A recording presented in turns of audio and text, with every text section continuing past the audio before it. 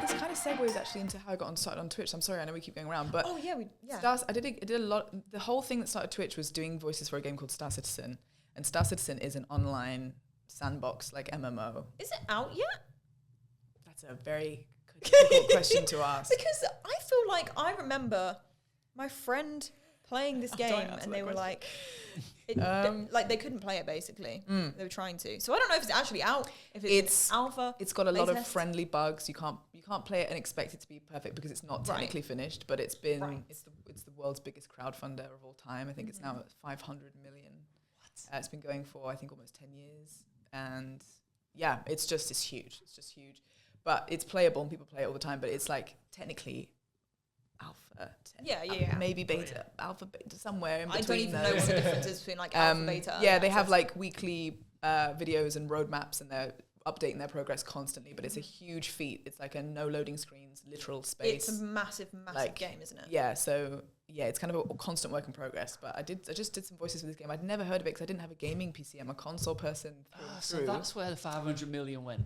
There we go. It was on me. Yeah.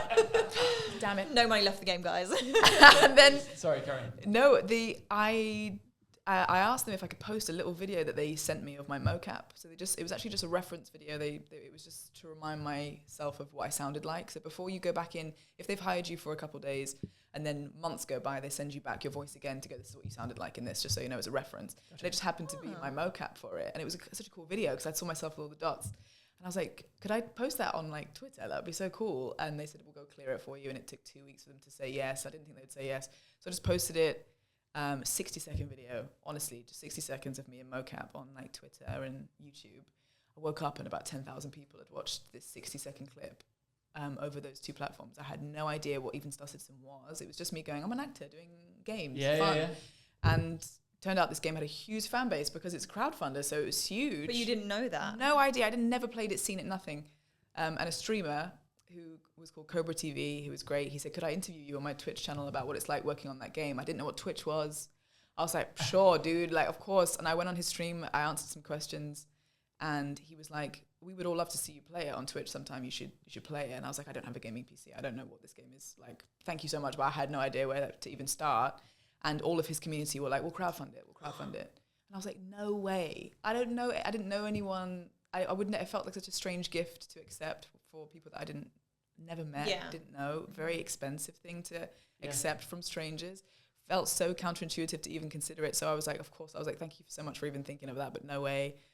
And I was getting messages again and again and again, DMs on Instagram. Where's the crowd? Where's the page?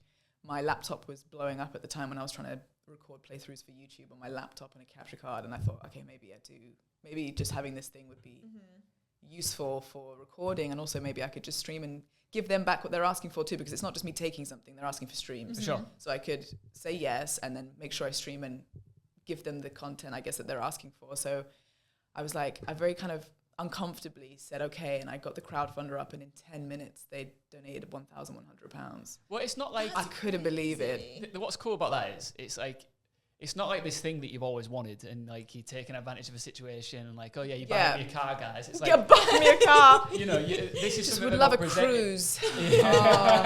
PC sounds good, guys, but have you seen this dress?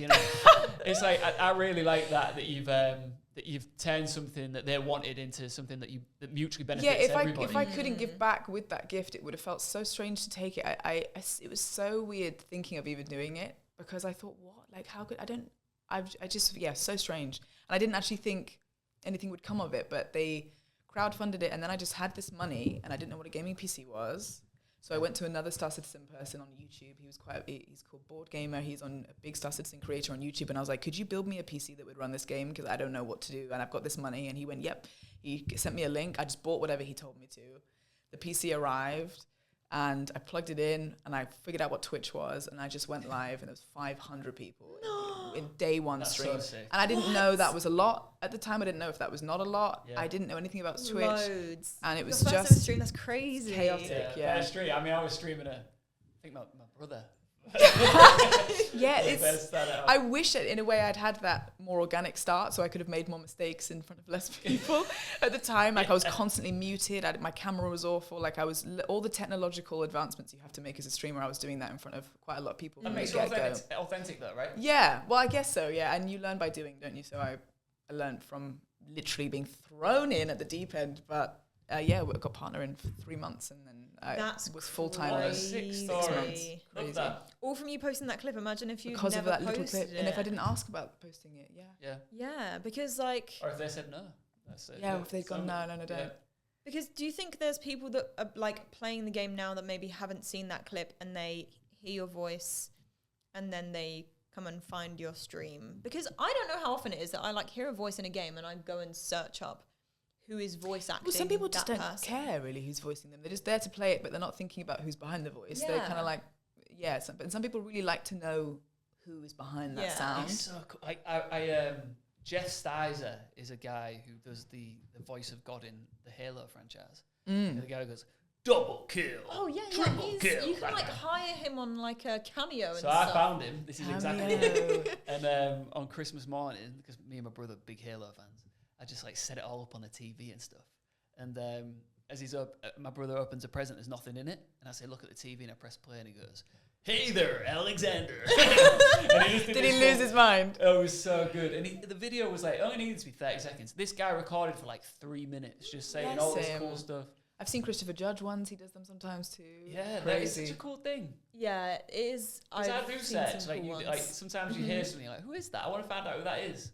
Weirdly, I do that with, like, I don't watch a lot of anime, but for some reason it really intrigues me, like, to hear the person behind who voices certain anime characters. Especially cartoon voices. Yeah. Because they don't feel human sometimes. There's such different sounds. You kind of go, who is able to do that? Yeah. Especially the Japanese voices, for some reason, like, there's this, like in Demon Slayer, there's this character, I actually can't even remember his name now, but he plays like a really whiny character.